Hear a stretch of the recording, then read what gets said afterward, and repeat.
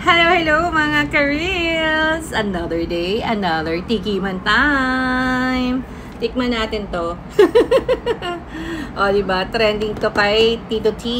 So, makiuso tayo. Makiuso. So, ayan. Open natin. So, ayan siya. So, meron siyang 3 pieces sa loob. Ayan. Ang laman. Diba? Tapos, nakaganto siya. Diba? Parang yayamanin. Ayan ang itsura niya. So, paano ba ito binubuksan? So, nabili ko siya sa marketplace. Mom, What? I can. Yeah, that's full of happiness. Totoo naman. Like me. So, ayan. Oops! So, ayan. Nagulat ako. Ano ba yan? Ah, okay. Ano ba yan? Ah, okay. Pwede mo siyang hawakan dito para hindi magdumi ang kamay mo habang kinakain. Tapos, teka. Mahigpit siya. Liam, no! Nakibukas na din yung isa. Okay, come here, come here. So, ayan. Ayan. Wow! Oh, wow, umuusok-usok pa siya. Ang kinis! Mas makinis pa siya sa akin. Yeah, ang ganda ng kulay niya. Oh, wow! I like ice cream. You like ice cream. Okay. Oh, Gimme. give me daw. Okay. Okay, come here. Eat here. Kumakain pa siya.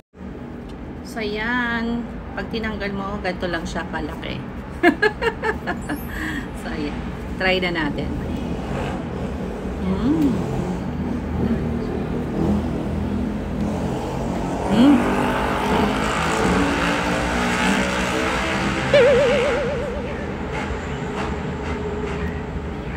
Ang sarap!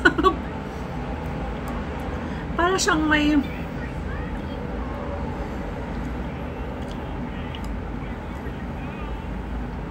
lasang mangga. Mangga-mangga. Parang siyang mabangong lasa. Pero ang sarap.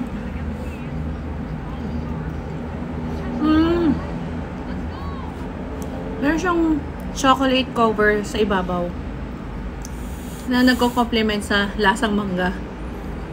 So, yan na lang ang natira.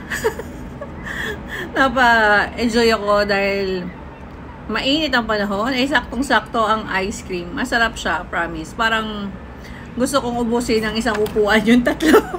Pero, hindi pwede. Diet tayo. Kumain nga yun. So, ayun. At alam mo na kung bakit siya trending dahil masarap talaga siya. Medyo pricey, pero masarap. Try nyo po. Pag nakakita kayo ng ganito, bilhin nyo na. Yun lang. At hanggang sa muli, kain tayo.